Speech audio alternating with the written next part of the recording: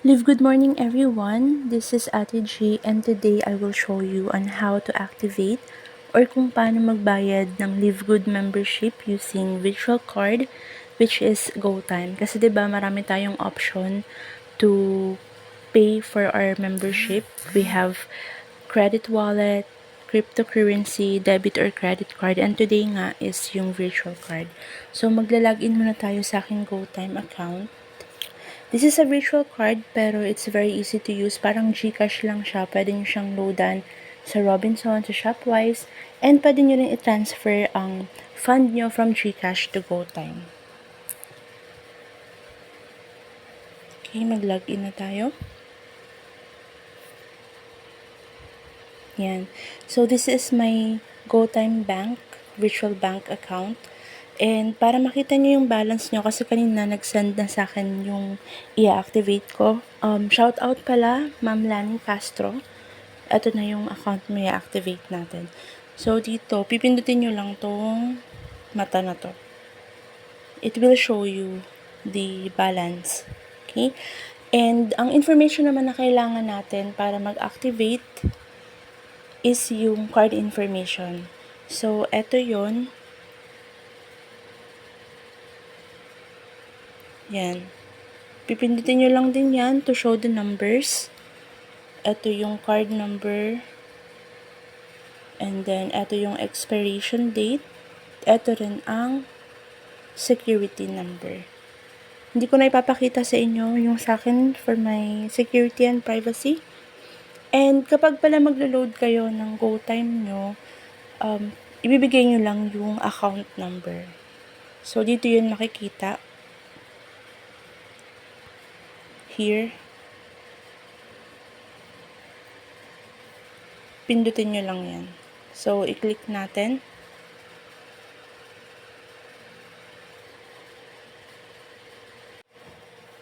Ayan, ito yung account number.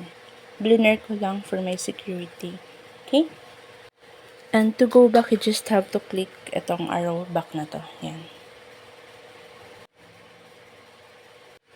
Tapos, pupunta naman tayo sa Chrome. Para ma-search mo yung mga naka-pre-enroll sa'yo, pupunta ka lang sa securemyposition.com. Type nyo lang yan.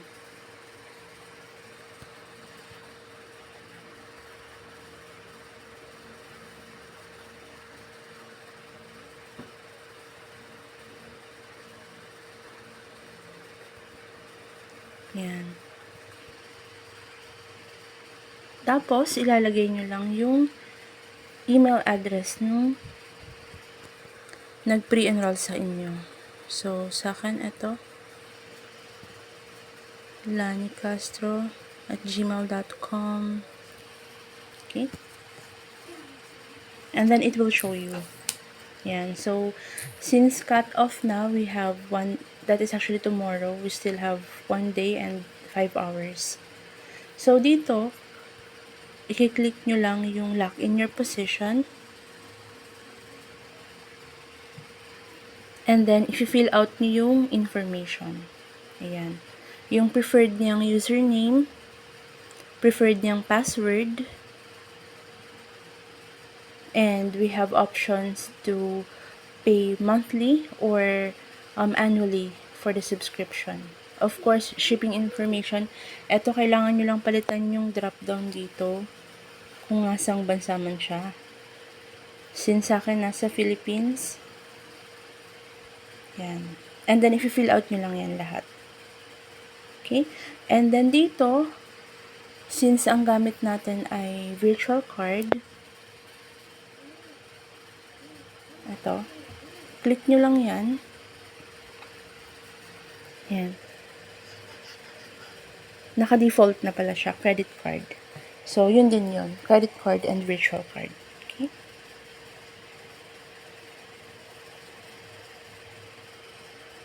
Tapos, eto na yun. Yung credit card information, yung sinabi ko kanina, dito nyo na ilalagay yung mga information na nasa GoTime nyo. So, eto yung name on the card.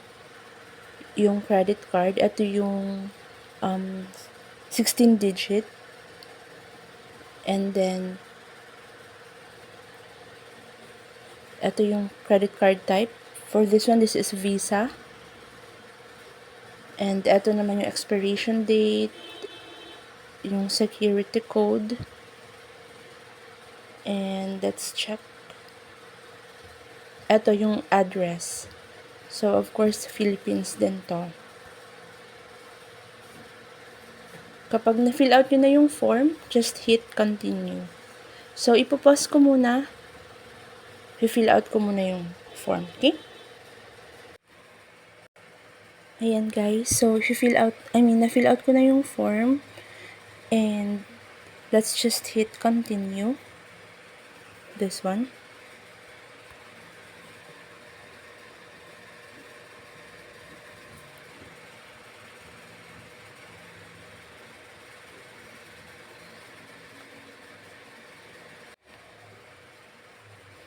Okay, so this may error ako kasi yung username hindi accepted. So, ifo-full name na lang natin siya. Okay. Let's try again.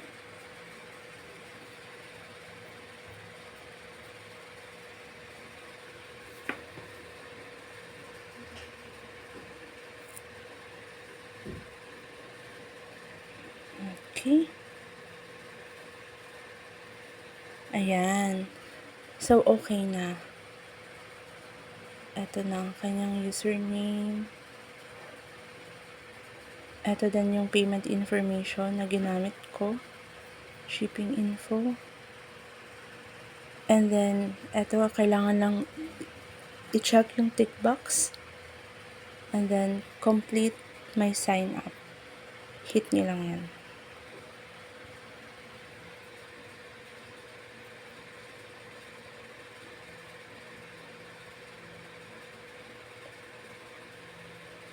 And then, hit continue again.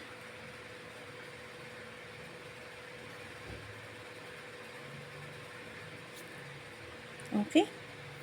Ayan na. So, eto na ang kanyang website. Pag ganito, ifo-forward ko na lang sa kanya ang kanyang link. Ito yung link niya. Para mabubuksan din niya. Ito yung mga link niya. Okay? That's it for today. Thank you so much for watching. Please don't forget to subscribe and watch my videos. Again, this is Ate Chi. Bye for now. Thank you.